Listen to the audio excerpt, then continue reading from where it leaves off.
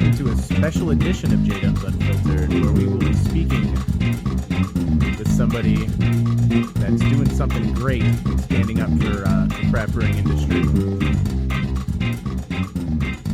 Today we are going to spend a few minutes talking to the president of the American Antitrust Institute, Diana Moss.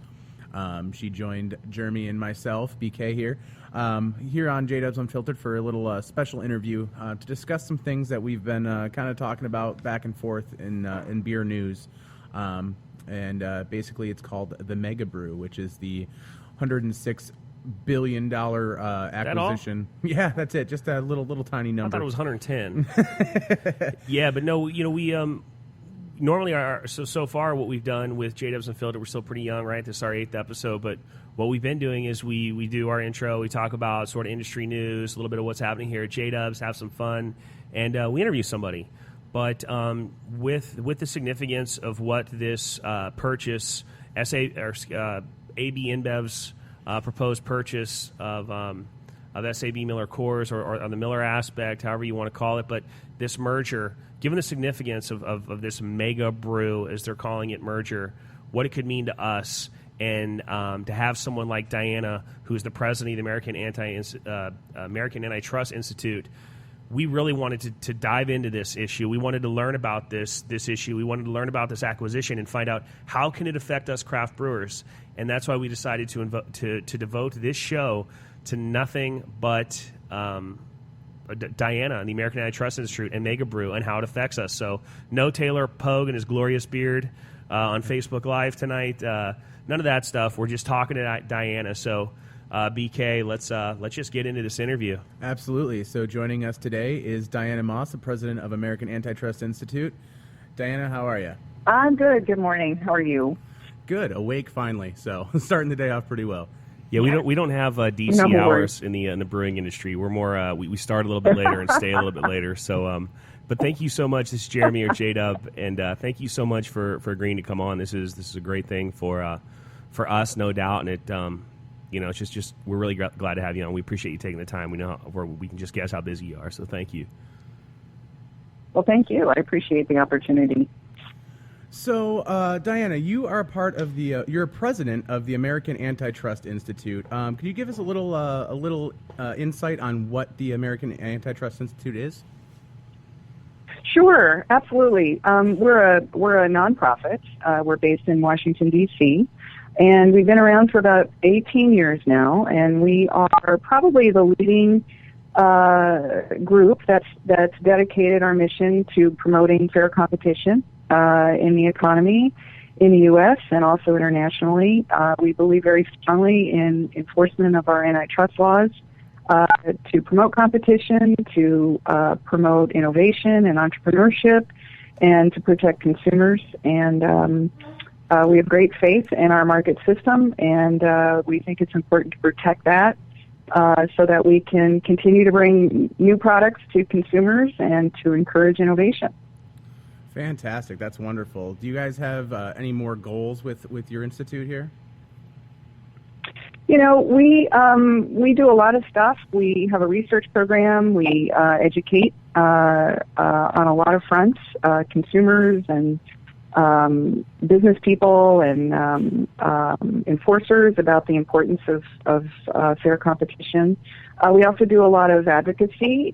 We were very involved, have been very involved in the beer industry for years now, following what's been going on with consolidation and with the development of the craft brewing industry. We think it's very important to promote that and protect that for the benefit of consumers. So we pursue a lot of advocacy in different industries: food and agriculture, airlines, telecommunications, healthcare is really important these days. So we're a little shop, but we're what I call small but mighty, and we try very, very hard to keep these issues up near the surface, particularly now where we see a lot of discussions in the press, the popular press, about the negative effects of consolidation and that sort of thing. So we like to think that we're doing our job and are helping to sort of move this issue up. Yeah, I got to tell you, Diana. When I read about what it is that you guys are doing recently, and that's where the idea sprung to invite you onto the show is, it's really refreshing to see, especially in a place. I lived in D.C. as well, and coming from there, and to know that there's a group like you who truly are looking out for the small business, the entrepreneurs, and who are having a voice for what some people would call the little guy with these consolidations that you talk about. So really refreshing to find out about your organization, and it was really awesome to find out about that. Diana, one of the things I'm curious is, so say with these matters that your agency, the American Antitrust Institute, looks into, do you differentiate between like a state matter or a federal matter? And I guess if someone was to come to you, would your group help someone who says, "Hey, look, I think I've got an antitrust matter here that I'm dealing with in Arkansas or California or Florida"? Could they call your office? Would you have a role in that, or would you defer them to somebody else? So I don't know. Maybe I'm asking like three questions in one. I don't know, but could you be a one-stop shop for listening to people's concerns or issues, or do you defer them to like a state agency or a federal agency? And do you guys do you differentiate between federal and state matters? I know it's a lot of questions in one. Yeah, no, that's a really, really good question. And little questions within the big question. Right. So we engage on all enforcement fronts. We obviously spend a fair bit of time engaging on the federal public level. So as you know, we've got public enforcement in the United States. We also have private antitrust enforcement of our competition laws. A very unique, important system to have both public and private enforcement systems in place, and they should work together. So we engage with public enforcers at the federal level and at the state level. As you know, a lot of states will sign on to federal cases and big mergers. If states gather together, they can develop some critical mass and get behind a federal complaint, for example, in a big merger case. We've seen that in airlines, we've seen it in agriculture and food, that sort of thing. So we talk to all enforcers. We talk to the federals, we talk to the states. A lot of times states do not have the kinds of resources, the legal and economic and institutional resources that they need to be able to really investigate an issue. The states do a lot of stuff on price fixing and bid rigging and that sort of thing, but not as much because they are resource constrained on, say, the merger front or on issues relating to monopolization, where smaller rivals, for example, are excluded from the market. So we talk to enforcers across the board. We try and facilitate and explain and find ways to get issues more airplay. To your second point, we absolutely talk to anybody who would like to bring to us a new problem, a different problem. Maybe they're experiencing conduct in the market if it's a small business person, an entrepreneurial firm. I will often get calls from small businesses saying, "Look, we're experiencing this problem. We think we're being excluded from the market through unfair practices. We don't know if it's a problem or not. Could you help us sort of troubleshoot the problem? Can you give us some resources?" So we do a lot of that, and I got to tell you, that is one of the most important sources of doing what we do, is hearing the stories from the field, from consumers, from small business people, listening and understanding the struggles that they have in trying to compete effectively and bring their new products and services to market. So we do field those calls, and oftentimes, we don't provide legal advice. We're not a law firm, obviously, or a consulting firm, but we will steer people to other resources if we feel like they should be talking to others who might be able to help. Great. That's great information. Thanks a lot. Okay, so if your role as a president of this, what is your actual role? I mean, what do you do on a daily?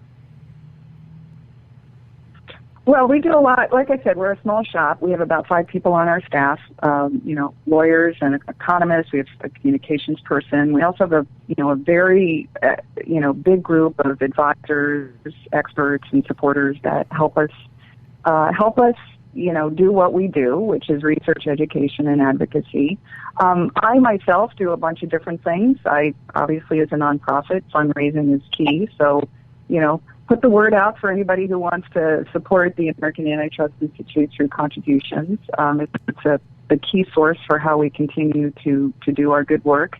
But I also, in the normal course of my day, would be myself doing my own research and writing on various issues, whether it's a beer merger or a telecommunications merger or an airline merger.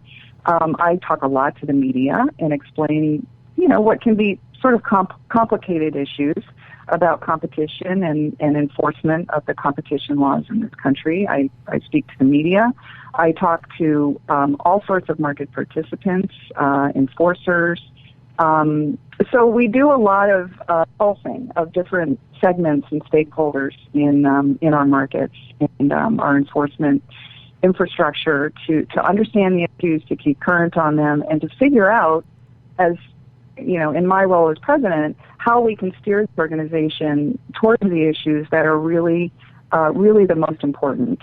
Obviously, we get a lot of asks and requests for us to take up, lots and lots of issues. But because we are small, we have to be somewhat selective, and we like to pursue issues that we've done work on before, so that we can bring that expertise to the next level and understand and explain these competitive issues more effectively. So food and agriculture, for example, is one of our big areas of focus. And, beer fits within that. Telecommunications, healthcare is huge right now, as you know, with these insurance mergers and whatnot. So I do a lot of public speaking, a lot of media interaction and engagement, a lot of work with congressional offices. Obviously, there's a lot of interest on the Hill now on competition issues, and there will be more. And so, my goal as president is to really get the American consumer more educated and aware and energized and concerned about very high levels of consolidation in our economy and a big shift from labor to capital in terms of wealth and income, and to get consumers really and small businesses really engaged in how important it is for us to promote competition and keep market barriers low, so we can continue to have a very entrepreneurial, innovative economy, which is what this economy was built on in the first place. Wow, yeah, you're definitely a busy woman. It sounds like your role as the president there is kind of like the CEO of JDub's Brewing Company.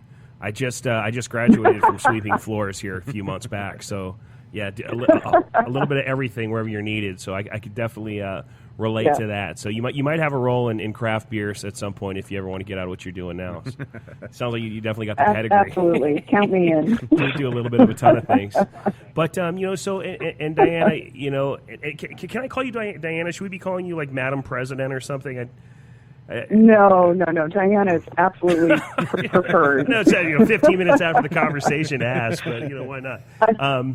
I've been called Madam President, but you don't have to call me that. I do like Madam President. So, Madam President. So, talking about and of course this is Jeremy or JDub and of JDub's Brewing Company, and now this merger, our potential merger between AB-Inbev and Anheuser-Busch InBev and SABMiller.